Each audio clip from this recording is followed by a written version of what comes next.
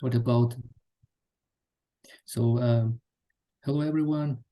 I'm glad to introduce today Bernard Rybołowicz from Heriot-Watt University of United Kingdom, and he's going to talk on affine nature of trusses. Please. Thank you very much. Thank you very much for a possibility to give this talk. And yes, so today I will talk about trusses and their affine nature. But before I will start talking about that, let me just say something about the project that I'm going to talk about. So this is a collaboration with Simon Bres, Tomasz Brzeziński, and Paolo Saraco. And as we previously worked on this universal algebra called trusses, at some point we noticed that there is some kind of deep connection between affine geometry and those trusses. But this connection was somehow mysterious a little to us, even though in literature it was known that ternary operations are closely connected to affine structures. It wasn't that easy for us to find it, so we thought about doing something like looking a little more into that, and our goal was to understand the affine nature of trusses and modules over them, and somehow describe it in some kind of elegant way, let's say, or some kind of nice way. So today I'm going to talk about results included in actually two papers. One which is called Heaps of Modules and Affine Spaces, which is already published, and about heaps, another one which is called Heaps of Modules, Categorical Aspects.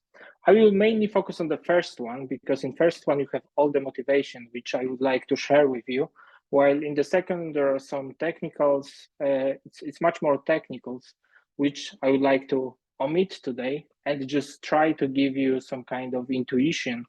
What are trusses, how to work with them, how they were introduced, and how exactly what is this affine nature and why module over trusses are not necessarily affine structure, but are some kind of affine structure. Okay, so before I will go there, let me remind some of you what actually is affine space, or what I will call affine space. So an affine space for me is a pair. So I have a set and a vector space. And I have some action of this vector space on a set by actually it's action of an additive group of a vector space on a set, which is free and transitive, or in other words, regular. What it means actually that I have bijection between the set A and vector space A arrow here, right? And this this bijection, yes, so I have this bijection, and this tells me that my set, my affine space, is actually vector space, but without chosen point 0, right? So this translation here that I have, whenever I fix A, I have vector space, but depending on A, my set of A might have many zeros, right? I need to choose one. So also affine transformations, so whenever I have some structure like affine space, I need to define transformation, and affine transformation is a map from A to B between two affine spaces, which is actually not a map, but a pair of map. One is just a function, and another one is homomorphism of vector spaces, satisfying this condition. That is, every such a affine transformation is nothing else as some kind of translation of a homomorphism of vector spaces by some element. Why I'm saying it like that? Because whenever we fix A here, then here I can have any element of the set A because of free transitive action, and my map is nothing else as this becomes constant. So whenever I fix some point for my 0 of the space, everything looks like a vector space. But when I look at the vector space, my affine subspaces of a vector space are not only sub-vector spaces, but they are all the translation, right? affine subspaces are translations of the sub-vector spaces. So these objects and this morphism form a category. I will denote it by AFF of affine of over F because of for the field F. I didn't specify field. I will use any field here. Okay, so whenever I have a affine space, so since we know what is a affine space, and before we go to trusses, first I should tell something about heaps. So heaps is some kind of ternary structure which actually is 100 years old, as it was introduced here. So like celebration, right? It was introduced 100 years ago to study cosets of groups. So Prüfer introduced it there. Since then, there was also a paper of Bayer. It was like a second, I think it was the second one. And I won't lie to you, I don't know German, so I don't understand them perfectly. But thankfully, Certain wrote a paper 14 years later in which he slightly explained what Bayer wrote also in his paper. And it clearly states that why they consider those heaps was to look at the cosets of some groups, to iterate them. Just pay attention to this equation in the title, as it will be very important property for us soon. So we have this structure which is somehow corresponding to cosets. But let's have a look at the definition. So a heap is a set H together with a ternary operation such that for all A, B, C, D, E, we have two conditions. This one, which is called associativity, and another one, which allows us to cancel any two consecutive the same letter, and we call Maltsev identities. Moreover, we say that H is a Abelian heap if ABC is equal CBA for all ABC. So whenever we have this kind of algebra, universal algebra, we should also specify what is a morphism, and as one can expect, a homomorphism between two heaps is a map which preserves the ternary bracket in our case. So f of A, B, C is equal f of A, f of B, f of C. Okay, so we have this structure which somehow relates to group, but let's answer how. So if we have a heap, then for all elements A in this heap, we can define a group H plus A, where X plus AY is nothing else as just fixing the middle element in the ternary operation. Okay. Here I use notation of plus, but it doesn't have, at this moment, it doesn't have to be Abelian. In the future, it will be. So for all X, Y. So when you think about heap, it's some kind of set of stuff. So you can think about this as a heap of groups, because it's not describing just one group, but it describes as many groups as there are elements, actually. All of these groups are isomorphic with the translation given by map AB. This is the transformation from H plus A to H plus B. Okay? But we also can go other way. So if we start with a group, then with every group we can associate a heap. So the idea is simple. When we have a group G dot, some kind of G dot, then we define ternary bracket as X, Y to minus 1Z, which we well know from the, we don't well know, which we saw in the title of certain paper, right? And this is a heap. Actually, since this is the definition, we can clearly see that whenever we have a homomorphism of groups, this homomorphism will preserve multiplication, taking the inverse. So we also every homomorphism of groups will be homomorphism of heaps. So in fact, this is some kind of functor between the categories of groups and categories of heaps. Okay, so how does it work when we try to go both ways? So if we start with a heap H and we associate to it some kind of group operation and then take back our ternary bracket, create the ternary bracket by taking x minus ab plus a z. This is exactly the same that we started with. So we can always recreate the same heap. But if we start with a group, we associate to it our heap and then try to go back, we need to choose a specific element. But when we went to heap, we forgot which one was the our neutral element.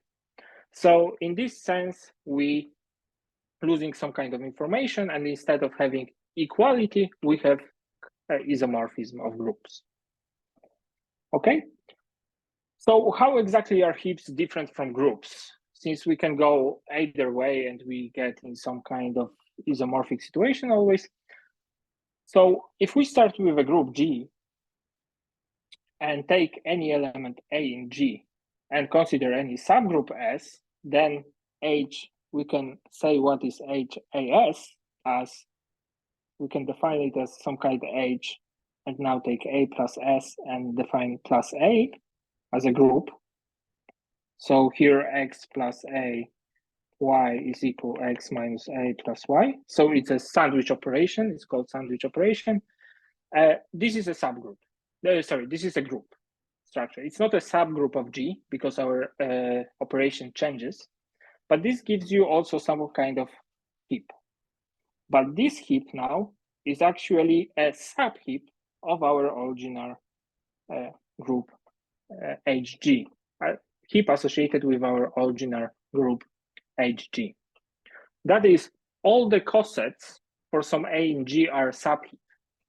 And now when we try to look at our definition of affine space and what I said about vector spaces, that affine subspaces of vector spaces are actually cosets of subvector spaces. This means exactly that so this is some kind of algebraic operation which encodes the structure of the cosets, right? So this has some kind of natural way of thinking about it as affine structure. But we needed something more. We said about affine spaces something more, that every homomorphism of vector of affine spaces is actually translated homomorphism of vector space. And in heaps, we have exactly the same situation.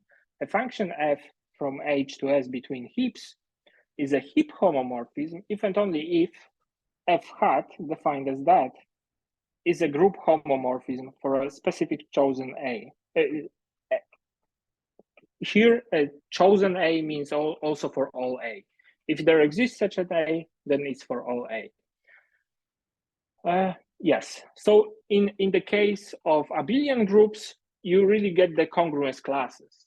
But in the case of groups, you don't have only congruence classes, but any coset is actually a subheap, right? But we land really in something affine.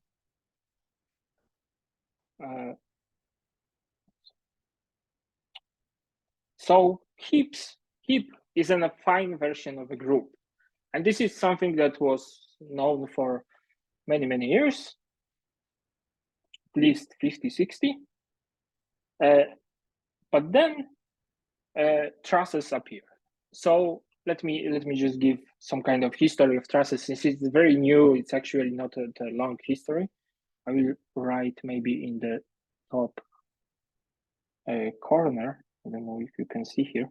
So in 2007, Wolfgang Krump introduced a structure called braces to study set theoretic Young-Baxter equations. And what was interesting in this algebraic structure, so they look like a ring, but you had a little different distributivity. So in rings, we know what it is, but here we had something like that. This is a brace distributivity. So plus was a group, and also circle was a group. It's a group. It's a group operation, some kind of group operation. And in 2017, Brzezinski thought about some kind of algebraic structure which would put braces and rings in one algebraic definition. And he came up with the definition of trusses. At first, they were written by binary operation, but he realized that actually using the ternary operation makes it much nicer, much more elegant, and much more intuitive than putting a lot of conditions here on the middle, right? So what exactly is a truss? After I explain what is a truss, I will tell what is a brace actually, exactly, because it can be defined in terms of trusses. So a truss is an abelian heap. So we have a set and ternary operation together with a semi-group operation, such that for all A, B, C, D, we have these distributivities, right? So A, B, C, D, A times B, C, D equals A, B, A, C, A, D, and B, C, D equals times A equals B, A, C, A, D, A. So it looks very clear, right? Almost like rings, but now instead of having addition, we have some kind of ternary operation. So we say that T is unital if T dot is a monoid, and we say that T is braceable if T dot is a group. So what is exactly a brace? A brace is taking, instead of considering ternary operation, when you take your addition, fixing by taking the neutral element of multiplication in a middle element. And this is something called two-sided brace, because we have both distributivities. When Rump considered braces and connection to set theoretical Yang-Baxter equation, he actually considered only left distributivity. Of course, it makes sense to consider just left trusses, but since we want to consider modules, we will go, we need both distributivities in this sense. So as one can expect, whenever you have algebraic structure, you define homomorphism. So homomorphism of trusses are functions between trusses, such that which are heaps, heap homomorphisms, and homomorphisms of semigroups. If we have unital trusses, we have homomorphism of monoid. If you would like to deal with something like braces, you additionally say that it's a homomorphism of groups. Okay, so that's what are trusses. So let's have a look at some example. So classical example are all the rings. Whenever we have a ring, we can associate to it truss in very natural way by taking this HR plus. So for all A, B, C in R, our operation A, B, C, it's A minus B plus C. Okay, but there's more than only rings, of course. And this more is given by, for example, braces. And the trivial definition of a brace is that we take some kind of abelian group, any actually abelian group, and we can define, as written here, a brace by taking 2 times the same operation. And then we associate just heap with 1 and keep the other way. And you can check that this actually will give you a truss. So here we have one way of associating a truss to ring. So starting with a truss, you can actually associate to truss a ring in many ways. But today I will present only one, the one that is in some sense universal. Okay, so let T be a truss. Then there exists a specific ring which depends on E in T actually, and inclusion, so we can hide this truss inside of this ring, such that for any homomorphism of trusses. So we consider truss associated to ring and homomorphism. There exists a unique ring homomorphism from this unique universal ring to our ring. This is something called in category theory universal arrows, and it always leads to some kind of functor. And of course, these diagrams commutes, which means that when we restrict our map to the image of T inside of this universal ring, we get our phi, our mu, sorry, mu, not mu. Okay. In particular, we can write explicitly what this ring is. So as a additive group of the ring, it's just taking we choose some kind of E in T, fix it in the middle of the ternary operation, and take a product with integers. So this is some kind of an extension by integer. And we define the multiplication by this monster. As much as it might look bad, it's not really that terrible. I don't think I will say much more. If you previously deal with Dorough extension of rings, then it might look somehow maybe a little familiar, and there is some kind of intuition there. Because as in Dorough extension, you extend the ring by adding 1, this ring arises as some kind of gluing the 0 to the truss. So we don't always have this 0 element in the truss, but we can somehow glue it, and this is the consequence of gluing that 0. Okay, so the assignment, as I said, this is a functor between categories of trusses and rings, and it's left adjoint functor to T from rings to trusses. I didn't say that T is actually a functor, but the same way as T associated to ring truss, since the morphism preserves the heaps structure, the same morphism will be morphism of rings and trusses in this sense. Okay, so in general, whenever we have truss as subset of some ring, it doesn't have to be a congruence class. It's always some kind of coset, in the sense that it's translations of some kind of subring, but it doesn't have to be necessarily congruence class. But our universal extension give us some very good property, because when we embed this T inside of RET, it's always a congruence class. So trusses are somehow like affine objects, but not explicit. So not every congruence class will be a truss, but some of them will be. Yes, so it's not fully affine object, as I just said, but something like quasi-affine. Please don't take these words mathematically explicit. It's just like intuition. Yes, so we are dealing with something that we would like to be affine, but it's still not there in some sense. And to be fair, I don't know if there exists any, maybe not necessarily ternary structure, but quaternary or even more array structure, which would describe every quotient, every congruence class as universal algebra. This is something I have no idea. I only know the trusses describe some of them. Okay, so since we have all trusses and they're very similar to rings, nothing stops us from defining the modules now.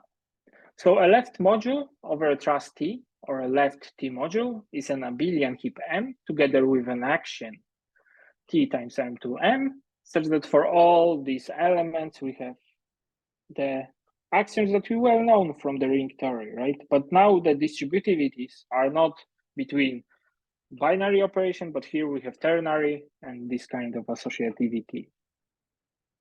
Kind of associativity and then distributivities. But some of those modules have specific elements which make them somehow similar to the module of rings, and this element is called absorber. So a left T module has an absorber if there exists element E, which we call absorber, if T times E equals E for all T. So they behave exactly like zero, right? If we multiply by something, it's always the same.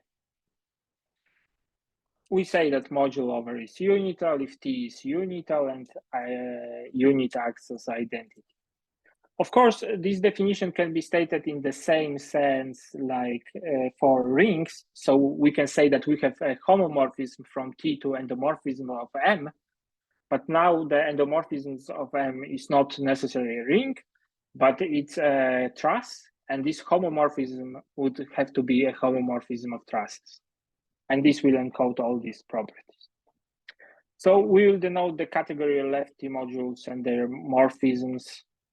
So what is a morphism here? I would say that it's a map between modules, which is linear in the usual way as for the rings, right? For all T in T and for all M in M. And such a category will denote T mod. Here should this T be, depends on T, the category, like in the rings. So examples. Whenever we take any truss T, then the Cartesian product of them is a module over T with action given by multiplication of coordinates, the same as for the rings, right? Whenever we try to consider the free module and stuff.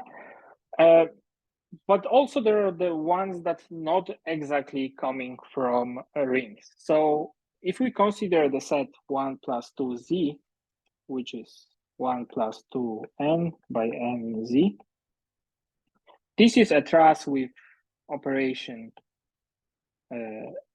ABC, a minus b plus c, and this is integer addition and multiplication of integers. And this truss can act, for example, on Z and make it a module with absorber, which is 0, of course, or it can act on itself. And then you can clearly see that there is no absorber there, right? Because there is no 0, and whatever you multiply by, you don't have absorber. In fact, you can create a lot of examples like that, because if you have a module over ring R and there is a subtruss, then M is also a module over this subtruss. Okay, so having those modules, we need to take a particular class of modules and come back for a second for the binary operation to somehow encode them in a nice way. And those will be pointed T modules. So let T be a truss. A pointed T module is an abelian group G together with an action T times G to G. So it's the same as the module, but now we have the distributivity on the left given in a similar way as for T modules, but on the right, we have that it distributes as for the modules. This means that more or less that T times E is equal E for E neutral element of G.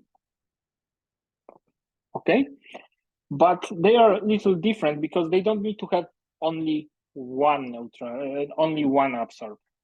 Whenever you have module of a ring, there is always only one element which can absorb everything, and it's a 0 of a group. But here you can have some strange stuff. For example, you can consider T times M. Take any abelian group. Look here. G abelian group. Then for any truss, G is T module with action T times G equals G for all T in T and for all G in G. So they're somehow still bigger class by this absorber. So we follow the same names. So T is unital if T is unital and 1T acts as identity. A morphism of a pointed T module is by definition a group homomorphism, which is linear, so exactly the same as there was, and we define them by T mod bullet. Bullet because, in fact, by choosing the group, we choose a particular absorber in this module. Okay, so we can consider example. This example is more or less almost the same as the previous one. So we take out the integers and they act on even integers. And this gives us some module with absorber, right? You can also consider like consider 2z times z, and consider b acting on 2nl equals 2bnl, where b belongs to 1 plus 2z, and this will still be a pointed T module. And now all the family for all L in Z, you have this type of absorbers there. Okay, so we have pointed T module. And whenever you have T module, you have a natural way to associate to every such module a pointed T module. So whenever we start with a left T module, for every E in M, we can define the action triangle E, T acting triangle E on M by this, which if you associate with some kind of group, as usually you would expect, it would look like that, which might look to you very similar from somewhere, because it's, let me write it something like that, even though it doesn't have to be, we don't have to be able to do it like that, but this is a line equation, right? So we already can see some kind of affinity arising from this type of action. So we say that this module M with delta E is an induced module. This is induced module, but if you have subset of M, this is induced submodule if it's closed under that, under this operation. And those induced submodules are very important in the theory of module over trusses. But before that, I need to point out again that it's a pointed T module, so we associate it, and pointed T module in the sense of this addition plus E, and plus E, right? So T times E is equal E in this sense, sorry. T times E is equal E for all T in T. So this, when you think about this one point that you're choosing in the space, as you always should think about it, it's always transforming somewhere absorber, right? It just automatically choose this kind of 0 over 0. Why it's so important? Because whenever we have T module M and have induced submodule, then we have a canonical epimorphism of T modules. In fact, every epimorphism is given by some kind of relation, and the relation, congruence relation, is given by Mn, its relation with M, if and only if there exists E in M, such that E belongs to M. Okay, so this is the relation that gives you the quotient in T modules. So induced modules behave like affine spaces. So we again are somewhere close to our first definition, because we have these objects which corresponds with translation of our subspaces. But the interesting fact here actually is that you can have two T modules which are not isomorphic, and they have exactly the same induced module structure. So the quotients of them looks actually exactly the same. I know that there are at least two in some cases. I don't know if there might be more of them.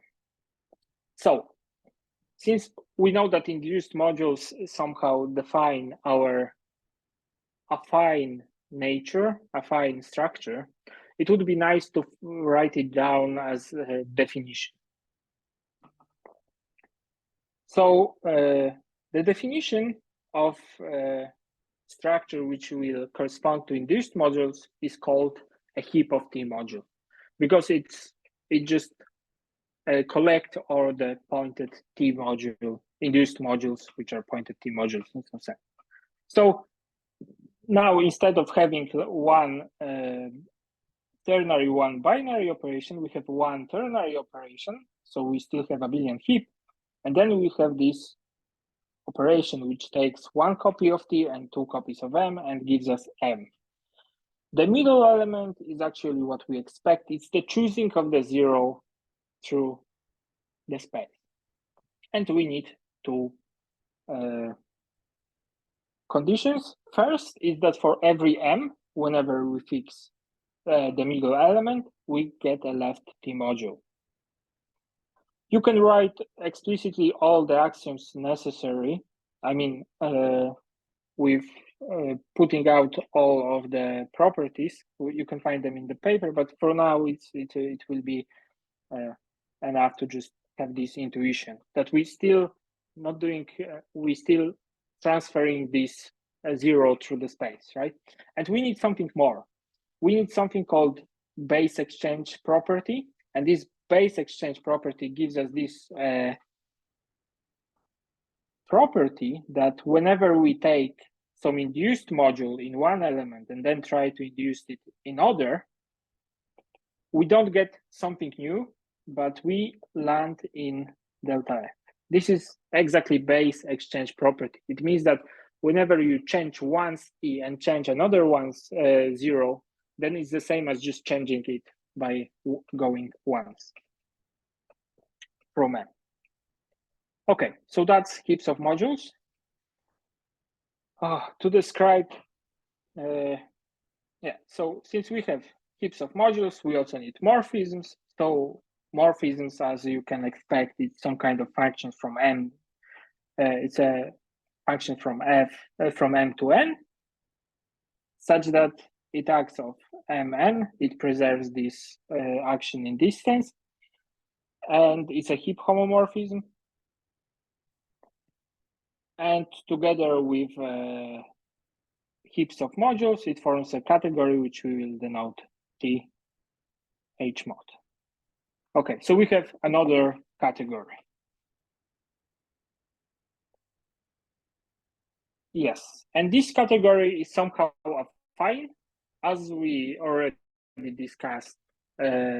Sub-objects behave the same as in affine spaces, but we didn't say anything about morphisms. But in fact, in morphisms, everything fits very well for heaps of modules. So F is a morphism of H of modules, if and only if it's some translations or translation of pointed T modules. Those fixed by induced action here, I mean. So here, when I say B plus M, I mean also M, somehow like that. Some kind, right.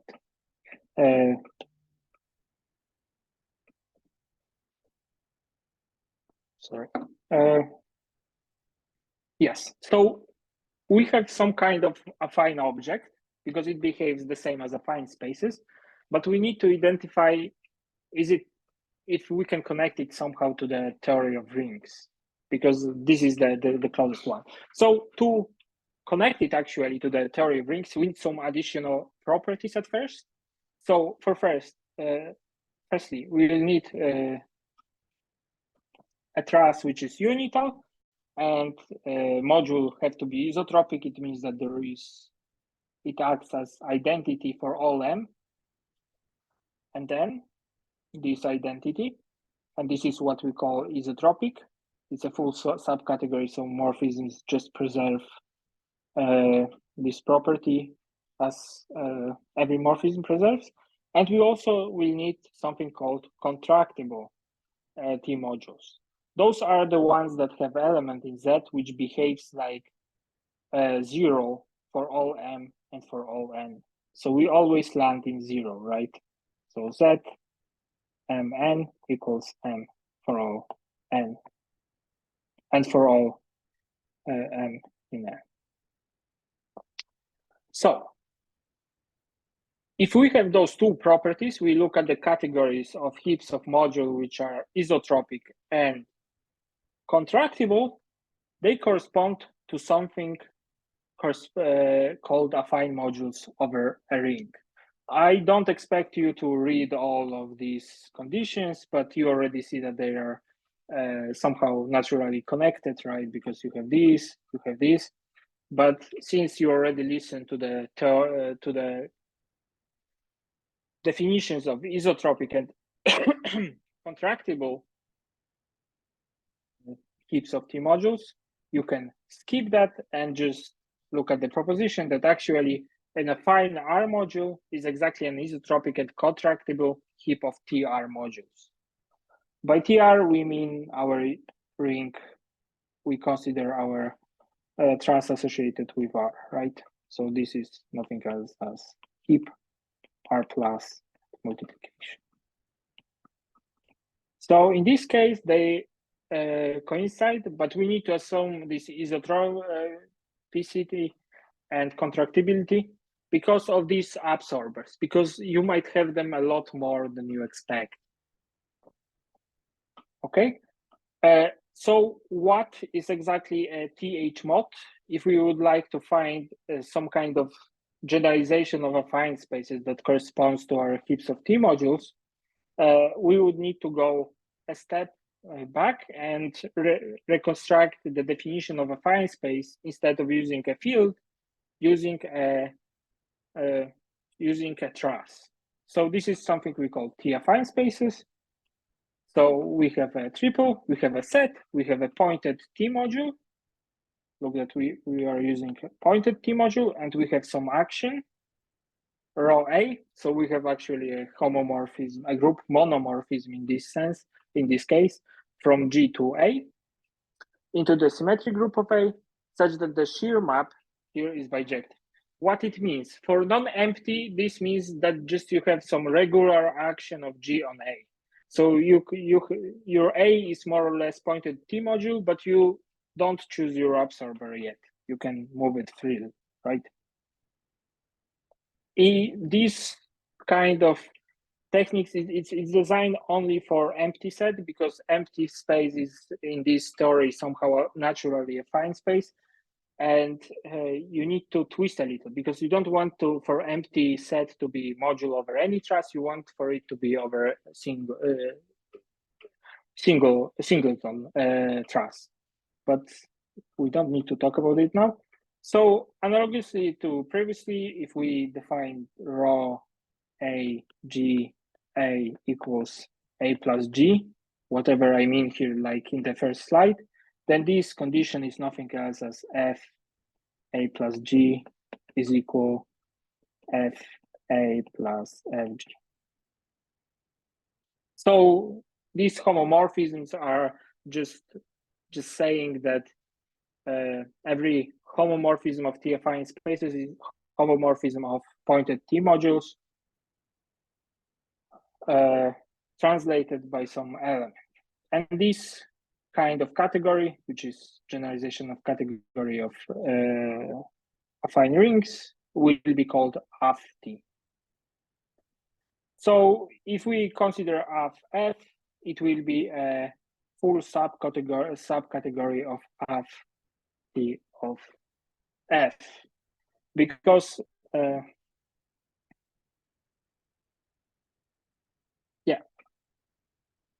is there? Yes, because if they have one absorber, it must map absorber to absorber. And if all of the objects will have one, then where we land is actually the affine spaces over fields. Okay, so we're slowly getting to the end. So what we really noticed is that the categories AFT, which we somehow constructed to be generalization of affine spaces, but to somehow relate to our heaps of T modules, are equivalent. So you can ask why there is no isomorphism here, because it's almost like very close to isomorphism. The idea is that the pointed module, which you need a pointed T module here, is constructed up to isomorphism, and that's why you have this natural transformation, which is not exactly the identity. But you remember our ring, universal ring. So actually the category of heaps of T modules is isomorphic to the category of affine RET modules. So the definition that I told you to don't read define actually this object, and this is from the part that I took from the second paper, and this shows explicitly that what we are dealing with are some kind of subcategory of affine R modules in this sense. So indeed, when you consider heaps of T modules, you land with objects that are affine objects in some sense. But we had these T modules, and these T modules, as I said previously, are some kind of particular affine space. So they have this affine nature, but they are not exactly describing only congruence classes over particular congruence class. So what I just said contradicts what I'm going to read now. Modules over trusses are particular affine subspaces over particular congruence classes. So the idea is that every module over a truss is an equivalence class for some module over a ring RET. So this is also shown in the second paper I told you about. So the idea is that you can extend this truss that acts on the module or by the ring and create a pointed T module in which it will be a congruence class. Pointed.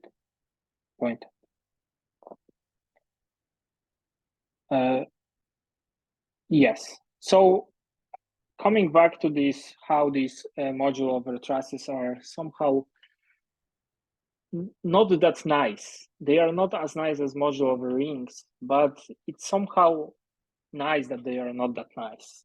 So as I said, having two modules which are non-isomorphic, they can still have the same affine heap of T modules, even though they are non-isomorphic. And if you would like to have a look at the T modules as a category is not the nicest one, because coproducts and products are different, and category is not abelian. There is no zero object. Empty set is a module.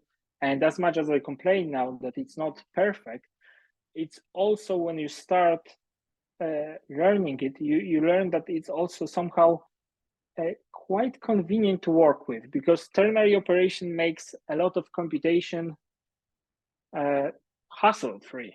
So even though we don't have many properties, it's a nice example of non-abelian category to work with that you probably can say something about. Okay, and this is somewhere where I would like to finish with this conclusion that we have those T modules which are not really the affine objects, but something between. Thank you very much for attention. Thank you, Bernard, for your talk. Let me ask if there are questions.